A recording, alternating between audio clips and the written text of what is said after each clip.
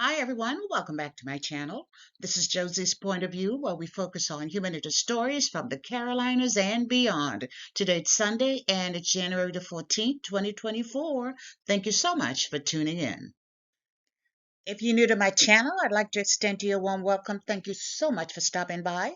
I hope you find the information here to be informative. And if you're a returning viewer, by all means, thank you for coming by. I always say the tide changes so frequently here on these YouTube streets. So you always have to acknowledge where your support comes from. And I want you to know I sincerely thank you for your support.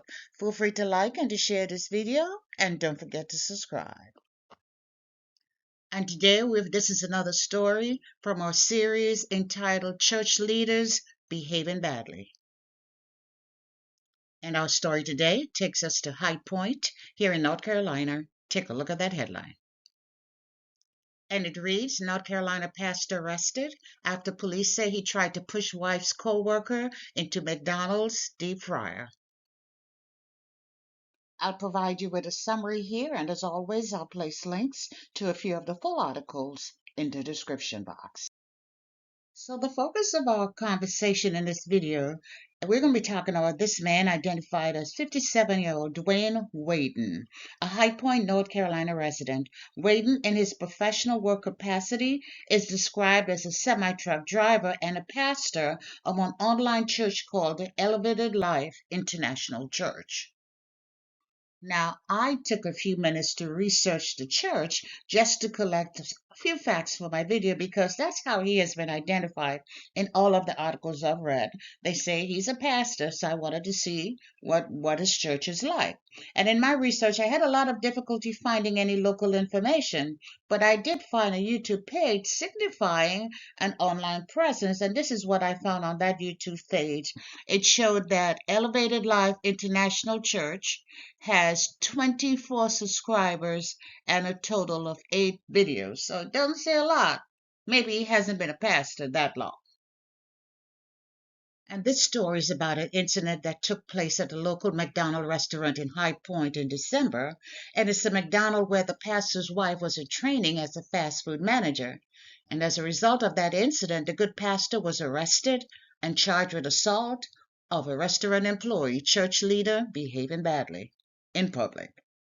Now, this is what has been reported about the case by the High Point police. Now, it appears that the pastor's wife is really the person who got him in all this trouble. Now, I am electing not to mention her name since there's no indication that she was charged with any type of offense, but her name is all over the place. Every news source has been identifying her by name. But we'll allow her to remain anonymous because we don't need to disclose her identity to tell our story. Anyway, on that particular day in December last month, according to reports, the pastor's wife was in training as a McDonald management employee, and it appears she was having a great deal of difficulty managing the staff. Police say it appears to have been, she been the person who got this kind of started. On that particular day, the woman, who will remain nameless, contacted her husband and informed him that one of the employees at the McDonald's was being disrespectful to her. Now, it's really not clear why this 44-year-old woman felt the need to call and complain to her husband. And I did not read anywhere that the pastor was affiliated with the restaurant in any way. I don't think he was the owner of the franchise, and I can't figure out why she was complaining to her pastor husband, the semi-truck driver. But the report says she called him for help with this employee. It seems as if she needed backup.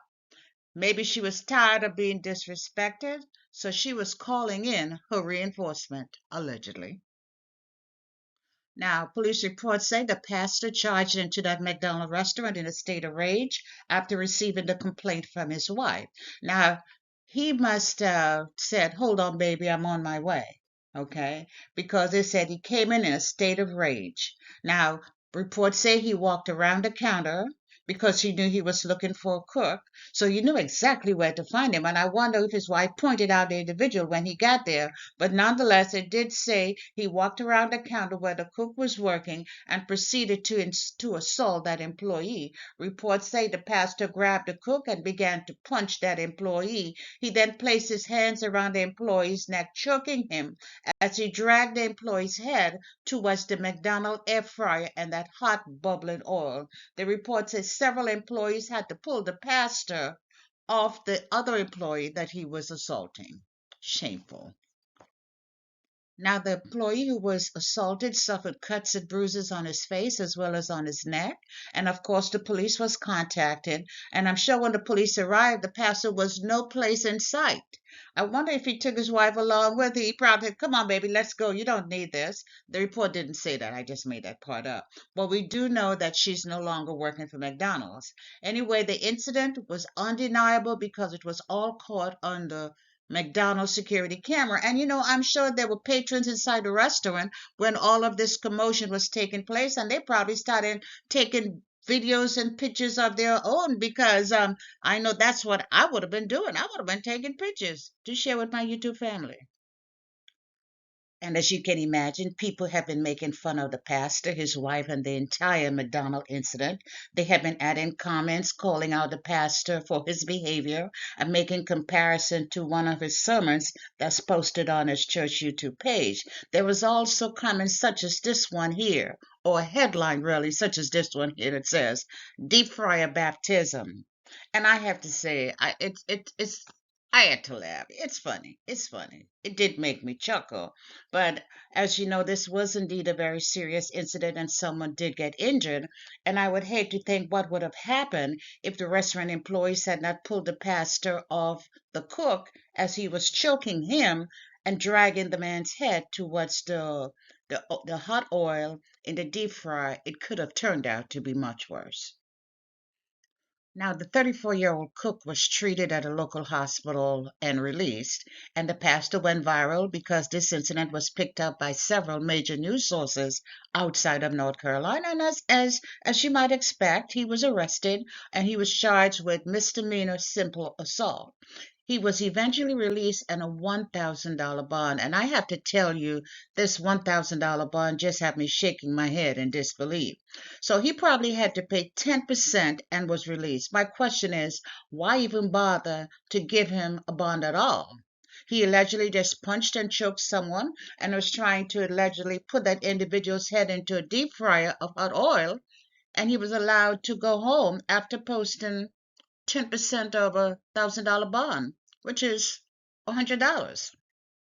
And I'm expected to show respect for leaders in the church. I just can't. I just can't.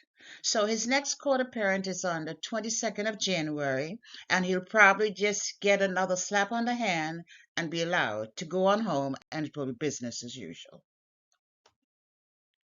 And the one question I have is why was his wife not charged? After all, she's the one who called her husband to the McDonald's because she was incapable of supervising the employees. She's the one who got this mess started in the first place, and that's contained in the police report, so it's not alleged. So why was she not charged? I completely agree her husband did the assault when he placed his hands on that employee, leaving that employee with bruises on his face and neck. But none of that would have happened if it weren't for the woman who was in training and just couldn't handle it.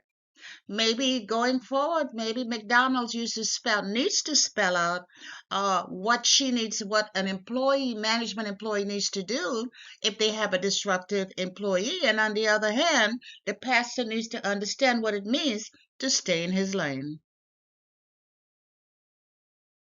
And that's all I have for you right now. Feel free to leave me a comment below and let me know what you think about this video. And by all means, feel free to like it and to share it.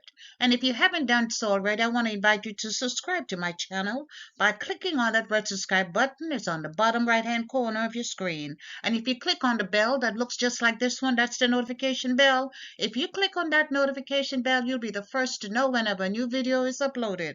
I thank you for watching, and I'll talk to you soon. Bye.